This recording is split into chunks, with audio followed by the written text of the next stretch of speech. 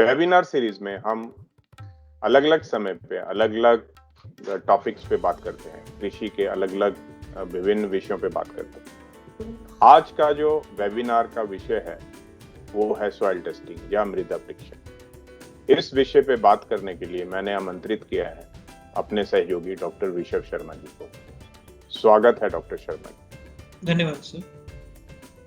आज हम बात करेंगे और डॉक्टर शर्मा से ये जानकारी लेंगे कि मृदा परीक्षण कैसे करते हैं, इसका क्या उद्देश्य रहता है, इसका क्या इम्पोर्टेंस रहता है एग्रीकल्चर में, क्या क्या हमको सावधानियां रखनी चाहिए, किस तरह के इसमें उपकरण लगते हैं या इक्विपमेंट लगते हैं, और सबसे महत्वपूर्ण बात कि जब हम सॉइल टेस्टिंग करवा के उसके जो परिणाम है या उसके जो रिजल्ट हमारे पास आते हैं उसको हम अपनी खेती में कैसे यूज करें, कैसे हम अपनी फसलों को न्यूट्रिशन दें, इसके बारे में हम इनसे जानकारी लेंगे। तो डॉक्टर शर्मा, हम शुरू करते हैं अपनी बातचीत जी। आगे बढ़ते हैं और इस सीरीज का ये लास्ट क्वेश्चन है। अभी आपने जैसे बताया और काफी मैं समझ भी पा रहा हूँ कि जब हम सॉइल टेस्टिंग के बेस पे फर्टिलाइजर डालते हैं तो वो कॉस्ट, जो हमारी जो कॉस्ट ऑफ कल्टीवेशन है या उत्पादन लागत है, उसमें बहुत बड़ा उसका एक रोल रहता है, एक बहुत बड़ा उसका असर रहता है। तो आप हमें ये भी बताइए कि इनके क्या बेनिफिट रहते हैं सॉइल टेस्टिंग करवाने से कॉस्ट ऑफ कल्टीवेशन में, उत्पादन लागत में।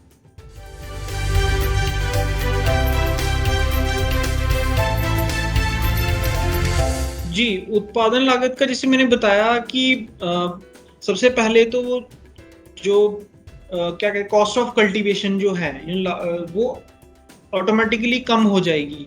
जैसे आपने अभी बहुत अच्छा बताया कि अगर तो पहले ही खाद ज्यादा थी या उर्वरक पहले ज्यादा डाले थे तो उसकी वजह से जो अभी के जो टेस्ट आए होंगे उसमें वो सभी पोषक तत्व ज्यादा दिखा रहा होगा। तो इसीलिए हमें 25% जो है वैसे ही खाद कम डालनी है या उर्वरक कम डालने हैं। तो आप लगा लीजिए अंदाजा यहीं से कि 25% उसकी जो कॉस्ट ऑफ कल्टीवेशन है सेविंग वहीं हो जाती है।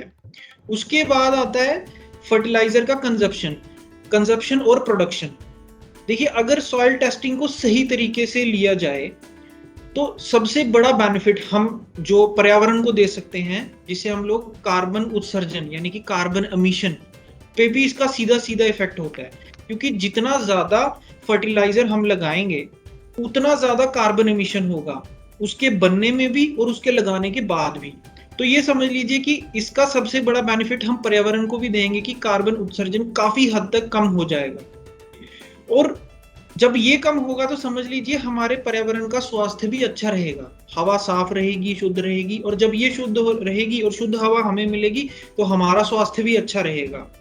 उसके बाद इन उर्वरकों के डालने से जो जितने भी जैसे मिट्टी का जो पॉल्यूशन है, वो पानी का जो पॉल्यूशन है, वो इस तरह की चीजों पे भी बहुत ज्यादा इम्पैक्ट होगा और ये अल्टीमेटली किसान को ही बेनिफिट मिलेगा इसका। और लास्ट में जो जरूरत से ज्यादा उर्वरक डाल रहे हैं जिसकी वजह से हमारी मिट्टी के अंदर भी कुछ चेंजेस आ रही हैं, जैसे जिनको हम लोग सेकंड जनरेशन प्रॉब्लम्स कहते हैं, यानी कि सूक्ष्म पोषक तत्वों की जो कमी आ रही है, जो मेन फर्टिलाइजर जैसे यूरिया, डीएपी के पोटाश डालने से उसमें भी भारी कमी आएगी।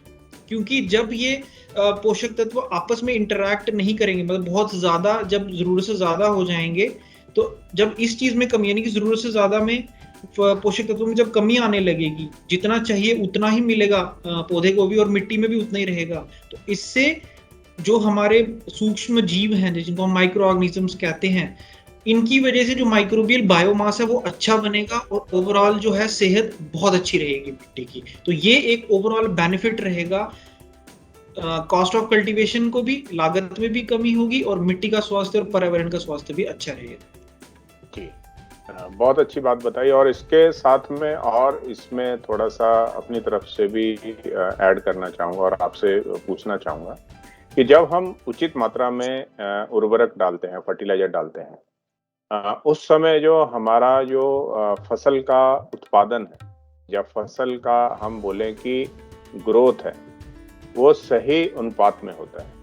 कई बार क्या होता है कि अगर हमने नाइट्रोजनस जो यूरिया जैसे हम बात करें, जो नाइट्रोजन का मेन सोर्स मानते हैं, अगर हमने उसको डाल दिया तो वो उसका वेजिटेटिव ग्रोथ बहुत बढ़ा देता है। प्लांट्स जो हैं, अपनी जो क्रॉप है वो बहुत ज्यादा सकुलेंट हो जाती है। जब वो सकुलेंट हो जाती है तो बहुत से कीटों को अपनी तरफ आमंत्रित करती है।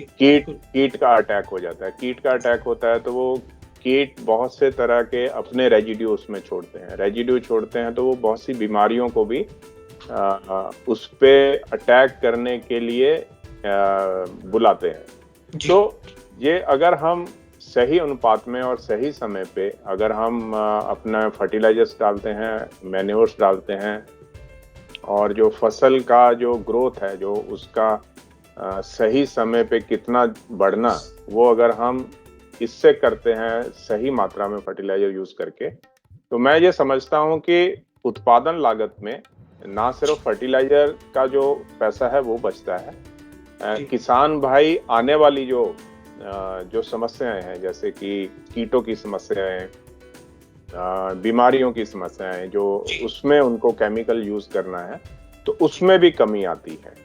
तो क्या मैं ये सही समझ पाया?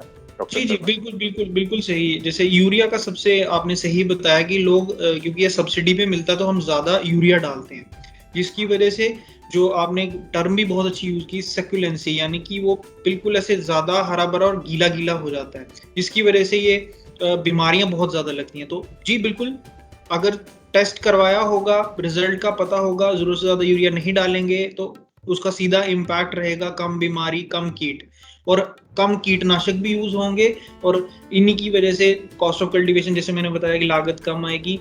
तो बिल्कुल सही रहेगा, सॉइल टेस्ट के ये सीधे सीधे बेनिफिट्स रहेंगे किसान। जी, बहुत बहुत धन्यवाद doctor Sharma.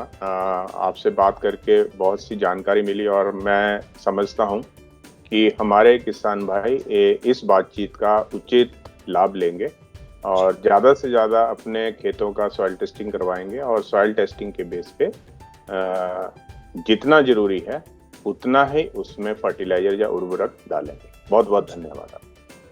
Thank you so much. धन्यवाद।